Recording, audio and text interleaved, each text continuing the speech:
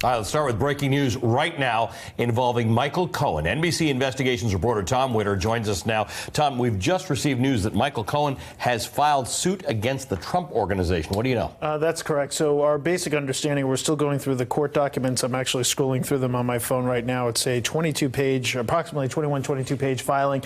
Michael Cohen is saying that in July of 2017, he entered into an agreement with the Trump Organization. He claims that that agreement was an agreement to indemnify him and also to pay his legal bills. So essentially, this is something where he would enter into some sort of a joint defense agreement, or at the very least, his former employer. So wait a minute. When you say his legal bills, I just want to be sure we're not confusing our audience. Not the legal fees that Trump owes Cohen for Trump representing Trump. You're talking Michael Cohen is demanding or has filed suit because he believes Donald Trump should be paying his current legal bills, i.e. what he owes Lanny Davis. No. So basically what it's suggesting here is that Michael Cohen incurred a significant amount of legal bills because of his testimony before Congress in 2017. This had to do with his also with the search warrant. And basically he's saying that, look, there are some bills and some attorneys that I had back then, and hey, you agreed to pay those bills. You only paid half in a certain circumstance, according to Cohen. Again, we don't have a response from the Trump Organization yet. They haven't filed a response in court. This really hasn't been fully entered into the docket. They've kind of just dropped the lawsuit, so we're just getting these documents right now.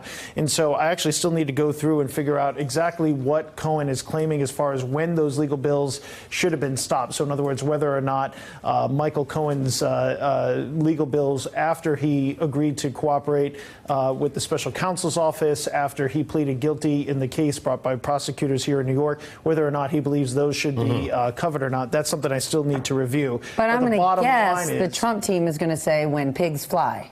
Well, you know, it's a little bit difficult. If he entered into a written agreement with the Trump Organization in July of 2017, and they said, hey, you know, as a result of your work for us, we agree to indemnify you and we agree to pay your legal bills, the Trump Organization, up until the point that Michael Cohen didn't want to be associated with them anymore, and we would still have to look at that contract language. Again, assuming these allegations are true that Michael Cohen is presenting here, frankly, the Trump Organization is on the hook. They're on the hook to pay those legal bills. And for the work that he did for them. And, you know, this is not uncommon when you're an attorney or when you're working on behalf of a company. There are many, frankly, most of us in the media business, if we're sued through our work here at NBC, depending upon the circumstances, the company has to pay our legal bills for that.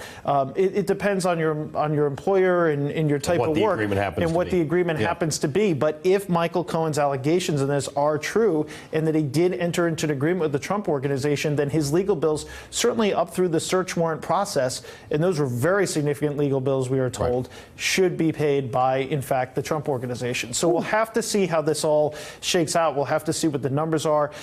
This suit has just been filed. Frankly, we usually don't go on and just report one side of this without having to double check the other. However, this has been brewing for some time, and we kind of know the overall facts of the issue, and it's up to, we really need to kind of test here to see whether or not these allegations by Cohen are true, and we're obviously going to await a response from the Trump Organization, presumably from the White House as well, although they've usually deferred comment in these situations.